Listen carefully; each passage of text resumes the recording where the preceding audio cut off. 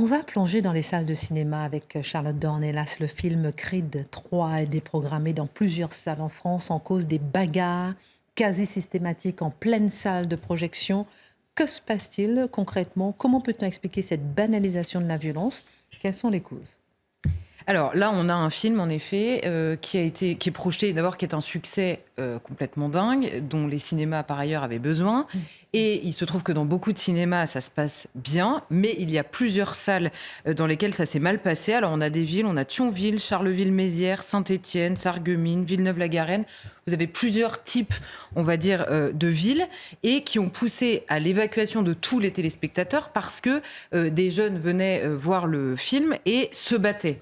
Alors, ce qu'on apprend, alors non seulement il y a plusieurs cinémas qui ont déprogrammé complètement le film parce qu'ils étaient complètement débordés par les débordements eux-mêmes, et il y a le maire de Cogolin, Monsieur Lansade, qui a carrément interdit la diffusion du film après qu'une séance s'est particulièrement mal passée. Alors, ce qui s'est passé, c'est qu'on a un genre d'accumulation, on va dire, entre probablement une éducation un peu défaillante sur la manière de se tenir dans un cinéma, une bêtise très adolescente qui n'a trouvé aucune limite et qui se déploie par des défis lancés sur des réseaux sociaux. Vous vous souvenez, on avait parlé de TikTok, on avait parlé de notre ami Louis Boyard qui lançait des défis. Eh bien, c'est une mode de lancer des défis et voilà que c'est devenu un défi. Donc, ça n'est pas tellement la bagarre dans la salle de cinéma qui intéresse, c'est la vidéo de la bagarre, le nombre de likes et l'existence virtuelle de sa petite personne en train de se bagarrer dans le cinéma. Donc ça, d'abord, c'est d'abord comment dire, une conséquence très directe de ce qu'on explique souvent sur les réseaux sociaux. Vous savez, parfois, on a une intuition d'abord, une réflexion, et parfois on voit des conséquences très directes de ce dont on est en train de parler quand on parle de réseaux sociaux. C'est pas juste dans nos têtes de vieux schnocks, quoi. C'est pour le dire comme ça. Alors, évidemment, là, la police intervient parce qu'elle est appelée dans les cinémas qui sont dépassés. Mais sauf qu'il y a évidemment assez peu de poursuites parce que d'abord, la police, elle intervient, elle fait toujours très attention à la manière d'intervenir, surtout quand ce sont de jeunes gens. Et ensuite, évidemment, la justice, vous voyez l'état du pays. Une bagarre dans une salle de cinéma, vous êtes à peu près sûr que ça va pas aller très loin. Alors j'ai pris un exemple, celui de Dreux, où ça s'est très mal passé. Donc là, carrément, le directeur du cinéma a dit j'avais jamais vu ça de ma vie. Le personnel a été complètement traumatisé par la bagarre qui s'est poursuivie à l'extérieur de la salle de cinéma. Ils ont été obligés d'appeler la police, qui a en effet dispersé les belligérants sans faire aucune interpellation. Parce qu'ils n'ont d'abord pas eu l'ordre de faire des interpellations et parce que tout le monde savait évidemment que ces interpellations ne mèneraient à rien. Alors, ce qui m'a intéressée, c'est d'abord la question du réseau social. Ensuite, on sent l'impuissance. C'est-à-dire, qui doit mettre la limite à ce moment-là, en fait? Les policiers les font sortir, d'accord. Mais si la justice ne peut pas intervenir, qu'on ne peut rien demander aux parents, parce qu'en l'occurrence, ils ne sont pas mis dedans, que le personnel de la salle de cinéma, bon, bah, il fait ce qu'il peut, mais ce n'est pas son métier non plus de faire ça. Donc, se pose la question de la limite imposée à des adolescents. Les adolescents, ils sont quasiment dans leur rôle, si je puis dire. Simplement, normalement, il y a quelqu'un pour les arrêter quand ils font n'importe quoi. Ça n'est pas nécessairement le cas.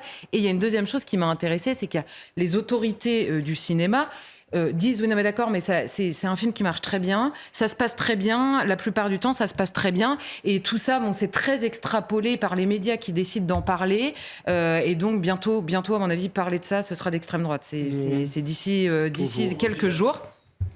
D'ici quelques jours. Donc, en effet, et j'ai commencé par là, ça se passe bien dans la plupart des cinémas. Par ailleurs, le film fonctionne très bien, et tant mieux pour les salles de cinéma qui en ont vraiment besoin.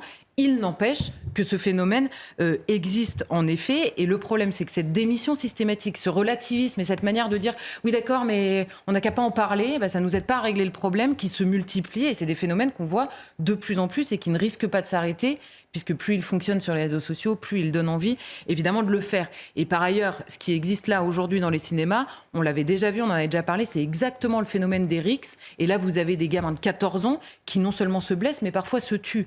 Donc c'est quand même des défis, on va dire, qui vont très loin, surtout quand ils sont lancés à des jeunes qui, précisément, sont absolument incapables de savoir où se trouve une quelconque limite dans leur manière de se comporter. Juste avant d'aller plus loin, pour bien comprendre, si j'ai bien compris, donc il se donne un défi sur les réseaux sociaux d'aller dans une salle de projection et de se bagarrer sans raison?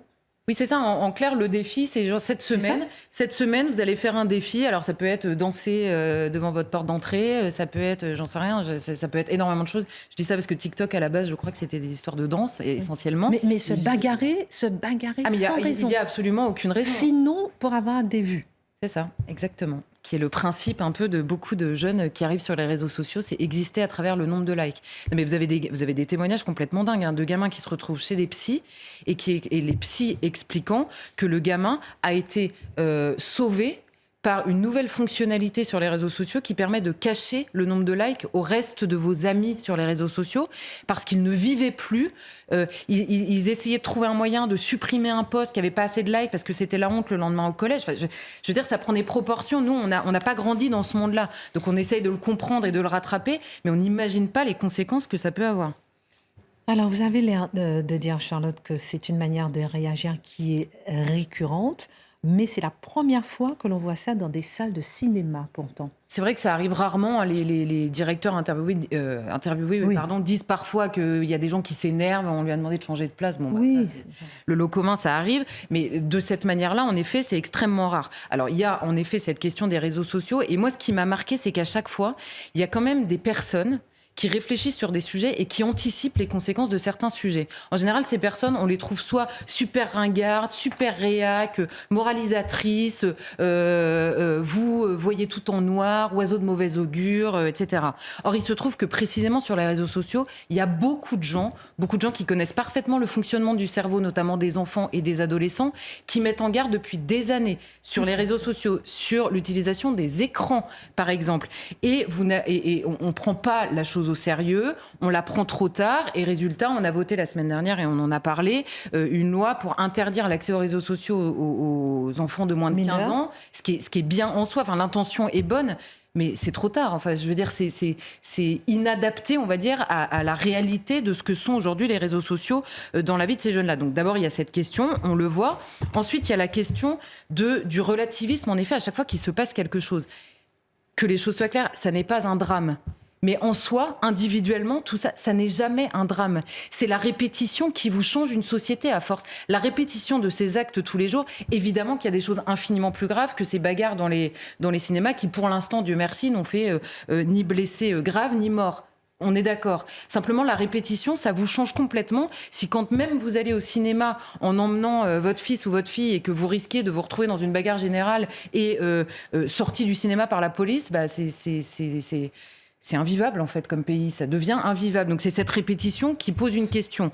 Or, là, on a aussi des policiers. Et je pense que ça rejoint. On a eu ces derniers temps plusieurs médias qui ont fait parler des policiers, vous savez, qui s'inquiètent parce qu'il y a une loi les concernant leur métier qui va arriver. Et beaucoup de policiers disent le véritable problème, c'est qu'on ne peut plus faire correctement notre métier. Je vous ai pris une citation qui résumait toutes les autres que j'ai lues dans la journée.